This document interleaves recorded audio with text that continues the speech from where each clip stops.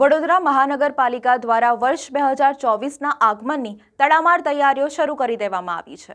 શહેરના વીજ થાંભલા ઉપર તિરંગા લાઇટો લગાવવામાં આવી। વર્ષ 2024ની તડામાર તૈયારીઓ શરૂ થઈ ગઈ છે।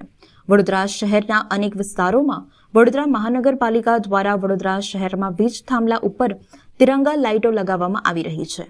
વર્ષ 2024ની ઉજવણીના ભાગરૂપે વડોદરા મહાનગરપાલિકા દ્વારા વડોદરા શહેરમાં અનેક વિસ્તારોમાં આવેલ લાઇટના થાંભલા ઉપર તિરંગા લાઇટો લગાવી શહેરને ઝગમગતું બનાવવાની કામગીરી હાથ ધરવામાં આવી રહી હતી।